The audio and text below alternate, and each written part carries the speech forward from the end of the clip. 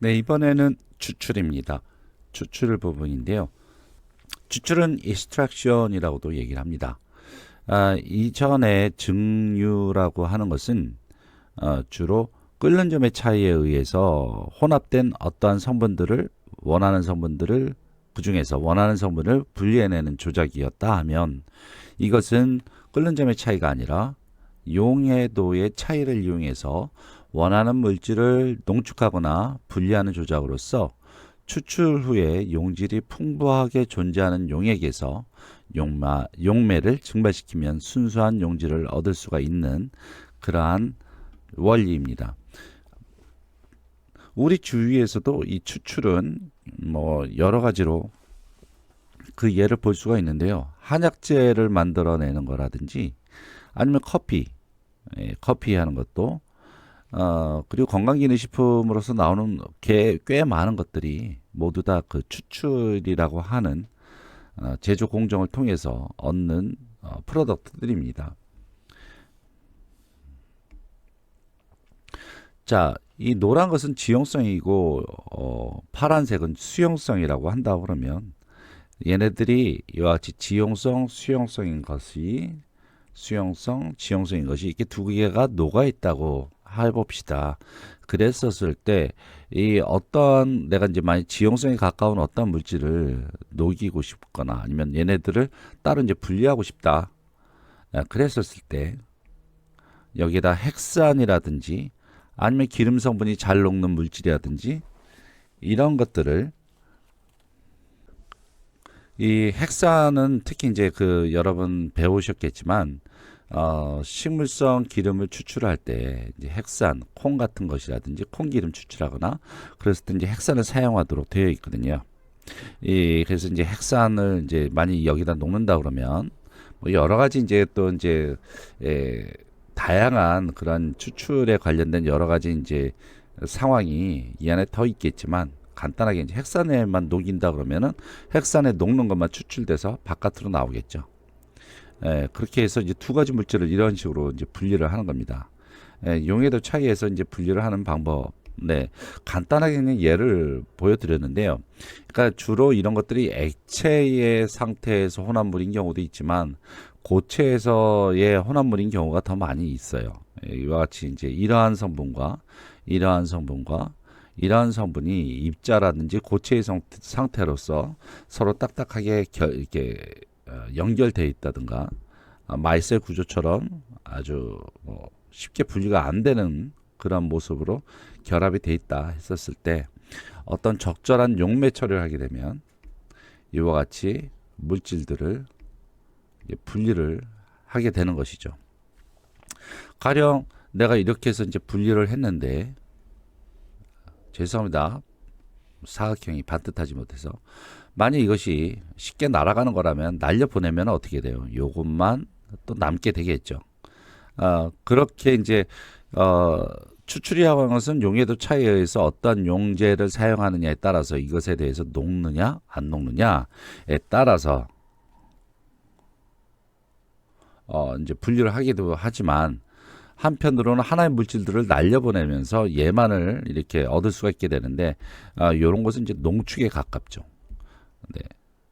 이와 같이 이제 추출이라고 하는 것은 용제를 어떻게 사용하느냐라는 하는 단순한 문제가 아니라 이것을 농축이라든지 건조라든지 이런 부차적인 그런 공정하고 연결되기 위한 최소한의 어떤 버팀목 역할을 이제 주로 많이 한다는 것을 말씀드리고 싶네요.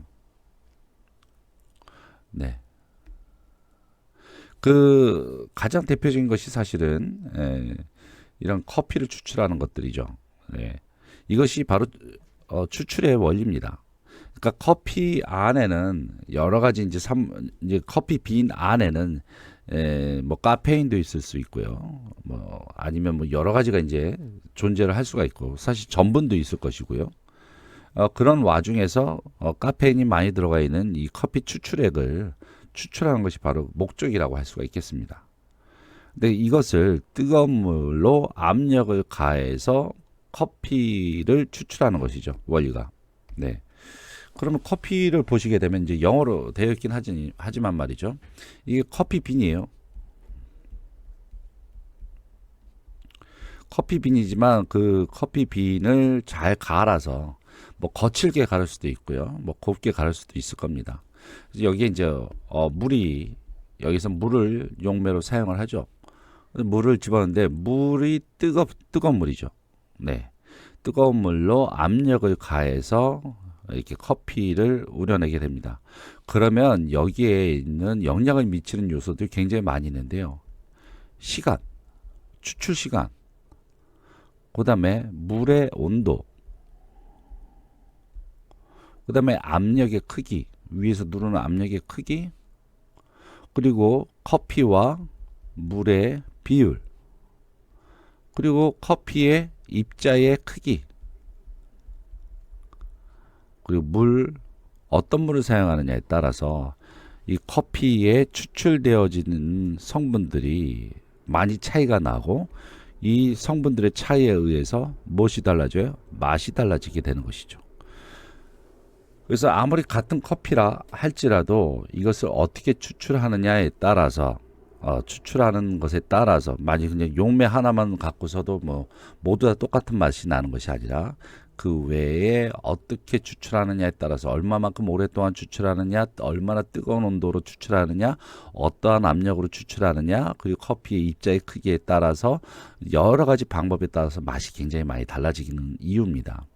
그래서 어떤 사람은 어떤 커피를 마시고도 굉장히 신맛이 난다, 뭐 얘기를 하기도 하고, 어떤 사람은 쓴맛이 나기도 한다, 어떤 사람은 탄맛이 나기도 한다, 뭐 이렇게 얘기를 하는 거에, 같은 커피를 마시고도 그렇게 한다는 얘기는 커피를 추출하는 그러한 테크닉이 이러한 맛을 굉장히 영향을 준다는 것이겠죠.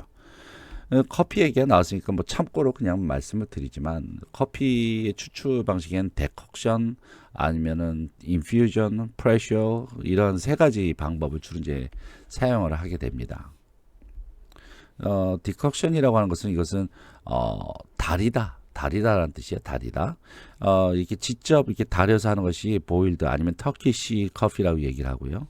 그 다음에 달여서 백큐을 걸게 돼 갖고 위로 올라갔다가 다시 커피가 밑으로 떨어지면서 그것을 마시게 되는데, 이것을 백큐 방식이라고도 얘기를 합니다.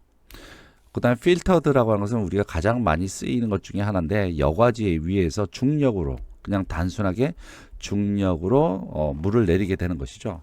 이것은 개인적인 편차가 굉장히 심합니다. 그렇죠? 커피를 어떻게, 얼마만큼 뜨거운 물로 얼마만큼 많은 물을 비율을 하는지 여기에 따라서 이제 많이 달라지고요.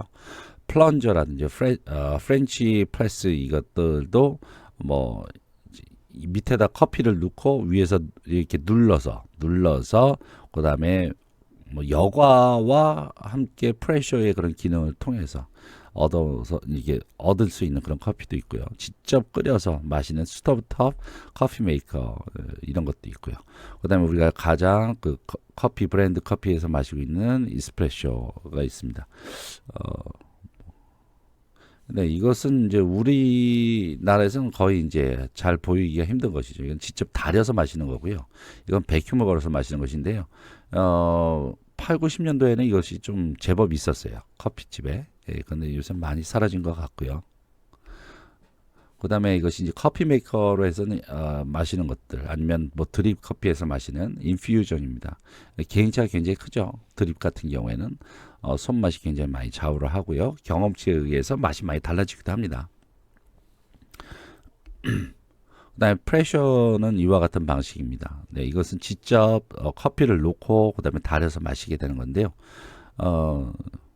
이거 굉장히 뭐 진한 맛이 많이 나는 것 같아요. 제 느낌으로는. 그 다음에 이제 여러분 이제 커피 추출해서 마시는 거, 이런 것들이 있고요. 자, 그 다음에 실제적으로 커피만 있는 것이 아니죠. 약재라든지 한약재라든지 이렇게 그 파우치에 담겨서 나오는 것들, 이런 것들도 전부 다 추출 방식을 통해서 농축이라든지 그런 걸 뭐 더 가해서 이렇게 만들어지기도 합니다. 옛날부터 약 다리는 방법도 일종의 추출입니다. 물로서 추출하는데 물에서 온도 조절이라든지 시간 조절만을 통해서 유용한 그런 약재 성분을 우려내는 것이죠.